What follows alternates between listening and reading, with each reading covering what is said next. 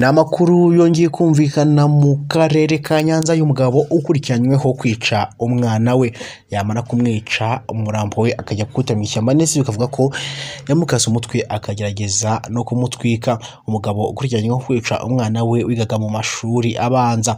Polisi y'u Rwanda yo mu karere ka Nyanza mu ntara y'Amajyepfo yataye muri yombi umugabo w'imyaka 32 ukekwaho kwica umwana we w'umuhungu w'imyaka 11 akagerageza gutwika umurambo wa nyakwigendera. N'amakuru njye kukugezaho ahangaha kuri YouTube channel ya Kidasamura Movie. Niba ruvuga mbere ugeze kuri YouTube channel ya Kidasamura Movie urebe neza ko wakanze subscribe kuri YouTube channel bizajya bigufasha kubona amakuru dukomeza kugenda tugukora. Ngiye ugiye kuyakugezaho nitwa Emi mu rurimi rw'ikinyarwanda. Kanda like ujye no muri comment uduhe ibitekerezo ku byo tugiye kuvuga ndetse tubwire ibyo twakongeramo n'ibyo twakora mu makuru tubagezaho umunsi ku wundi. Umugabo yafatiwe mu kagari ka Rwesero mu murenge w'Isesamana mu karere ka Nyanza kuva ku itariki 5/5/2025. Ubuyobozi bw'ishuri rya Groupe Scolaire Hanika riri mu murenge w'Isesamana bwataye muri yombi, bwatanye no gutanga itangazo ku mbuga nkoranyambaga. Itangazo ririmo amagambo yo kurangisha uyu mwana rigira riti turarangisha umwana witwa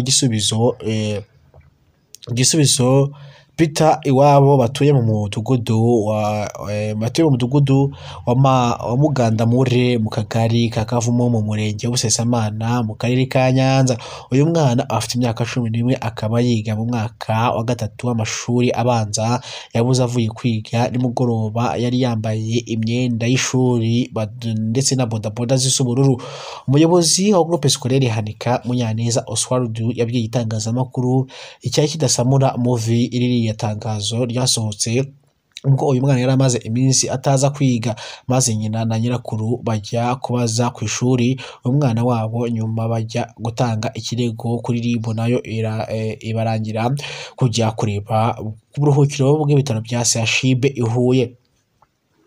Babonayo umurambo w'uyu mwana wabo. Umunyamabanga nshingwabikorwa w'umurenge wa Kanazi Nkoba Vine yabwiye itangazamakuru cy'Umuseke ni gukesha inkuru ko umurambo wa nyakwigendera wabonetse ku ishyamba riri mu mudugudu wa Kinazi mu kagari ka Gatovu mu murenge wa Kinazi mu karere ka Huye hahana imbibi n'akarere ka Nyanza. Inzego zatangiye iperereza maze hafungwa se w'uriya mwana. Umuvugizi wa polisi mu ntara y'Amajyepfo SP Emmanuel Habiyaremye yabwiye igitangazamakuru cy'Umuseke ndi gukesha aya makuru ko se wa nyakwigendera afite imyaka 32 yafatiwe mu mudugudu wa Murambi mu kagari ka Rwesero mu murenge w'Isesamana mu karere ka Nyanza kugira ngo akurikiranwe ku cyaha akekwaho cyo kwica umwana witwa Gisubizo w'imyaka 11.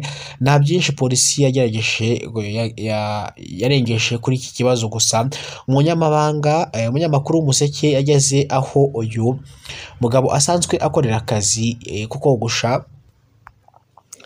Umunyamakuru yageze aho uyu mugabo asanzwe akorera akazi ko kogosha. Abakorana nawe bavuga ko impamvu yaketsweho kwihekura umwana yari yarasanzwe batabana na se. Uyu mwana ngo yagiye kureba ngo usega mwogoshe, maze niko kumufata amujyana i Huye kumwicirayo. Umurambo wawusiga mu ishyamba, aragenda. Abonye umurambo wa nyakwigendera avuga ko nta mutwe ufite ndetse banawutwitse. Impamvu akekwaho yamuteye kwica ngo nuko nyina w'uriya mwana mu bihe bitandukanye yajyaga kwaka iposho ibyo kurya yitwaje uriya mwana. Uriya mugabo ukekwaho biriya byo kwica uriya mwana ntiyabanaga n'uriya mwana, ahubwo yari afite undi mugore mukase wa nyakwigendera. Ntiwamenya aho uyu mugabo ukekwaho kwica umwana afungiye kuri polisi ivuga ko bikiri mu iperereza rikiri gukorwa. Polisi iburira umuntu wese wumva ko yavutsa undi ubuzima abwe kubireka ngo koko uzabigerageza ntibizamugwa amahoro, ahubwo polisi izamufata amategeko akurikizwe. Umugabo rero yikuye umwana amuca umutwe, arafata umurambo we ajya kumutwika amuvana mu karere ka Nyanza aramushogoshera no mu karere ka Huye ajya kumwicira y'umurambo wa nyakwigendera. Se nyina w'uriya mwana ndetse na nyirakuru bawusanze ku bitaro bya CHUB mu gihe n'ikigo cyari kimaze iminsi kinangisha uyu mwana, gusa bikaza kurangira